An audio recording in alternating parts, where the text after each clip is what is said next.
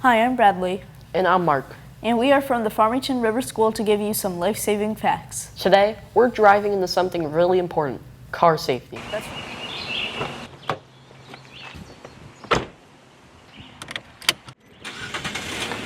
That's right. Every day, millions of people rely on cars to get to where they need to go. But in the rush of our daily lives, it's easy to forget that behind the wheel, we hold the power, not just to reach our destination, but to protect lives. Join us as we explore the essential steps we can all take to ensure that every journey ends safely. Because when it comes to car safety, every decision matters. 80% of the car crashes per year are from people staring at their devices, while 30% of the fatal crashes are from speeding. There are an estimated 2,300 car crashes from underage drivers, with most of the victims being people ages 1 through 54. There are over 6 million car crashes per year, with 38,000 resulting in death. This is estimated to cost $37 billion per year. Wow, that's a lot of wasted money.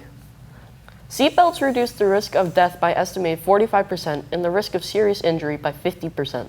Properly installed child safety seats can reduce infant fatalities in car accidents by 71% and toddler fatalities by 54%.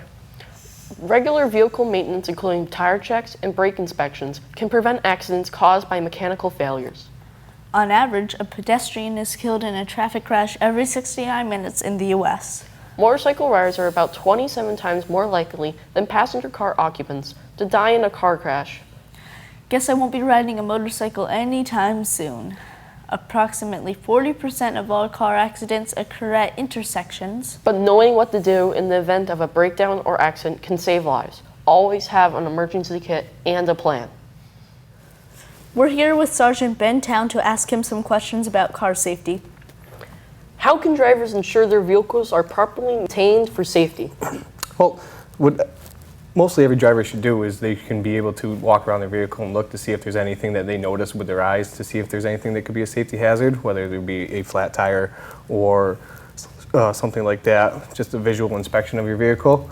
The other thing is to make sure that you go ahead and get your vehicle inspected at least once a year. By laws, you have to. So every year on when your inspection sticker is up for renewal, that's also a safety check there. Okay, how do weather conditions impact road safety, and what precautions should drivers take during adverse weather?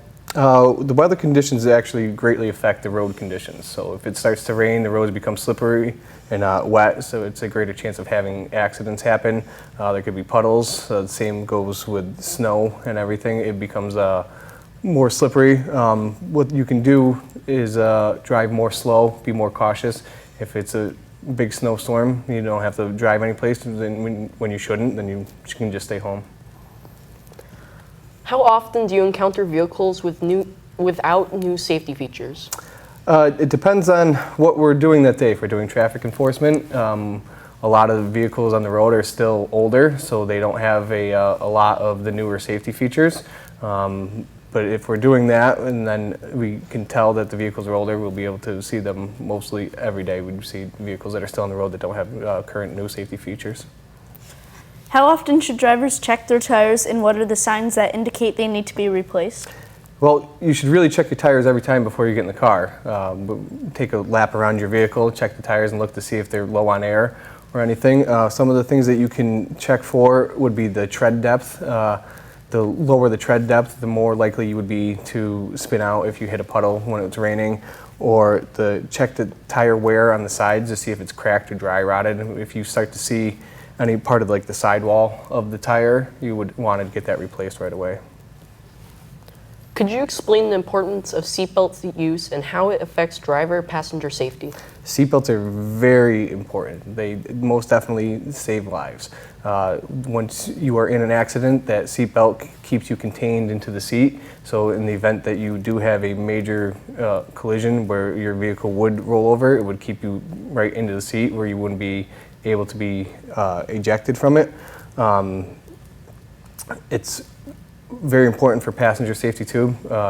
The driver of the vehicle is in charge of making sure everybody, children are seat belted, otherwise they could get a ticket if their child in the vehicle is not in the seat belt.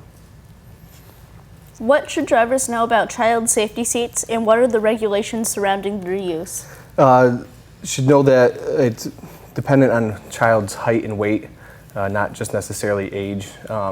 We have programs that throughout the county are offered where they have child safety seat inspections where anybody can bring their child safety seat with their vehicle to one of these inspections where a certified child safety seat installer will check the safety seat out and make sure it's installed properly. How does distracting driving impact road safety? And what steps can drivers take to minimize distractions? Distracted driving is a big thing too. We in Massachusetts have a hands-free law where you are not supposed to be on your cell phone or checking text messages or anything like that while you're driving. It's very easy to get distracted by use of a handheld device. When you're going down the road, if you see that text message pop up and we want to check it, you're taking your eyes off of the road, and in a matter of seconds, you could be an object or something could come up in front of you, and it could cause some sort of accident. What are the most common traffic safety violations you encounter during traffic stops? Speeding. Speeding is probably one of the biggest traffic concerns. Everybody likes to go fast, everybody's trying to run late, and they don't pay attention to the signs of posted speed limits, and they ended up going too fast, and so speeding is probably one of our #1 traffic violations. How should you tell an adult in a nice way to get off their phone? Well, it depends on what adult is in there with you, but I think you should make sure that you do it in a polite and respectful way. I know that kids might not want to say something because they're in fear of getting in trouble, but ultimately the adult is wrong in that situation, and you should politely explain to them that having their cell phone up or using their cell phone is against the law, and they could get a ticket for it. And just they have to do it in a polite and respectful manner. Is there anything else you would like to add? Sure. I think that you guys are on the right track here with this announcement of public safety awareness for distracted driving and everything. It's a big concern for motorists around, and then everybody just needs to do their part and pay more attention to the roadways and follow safety signs.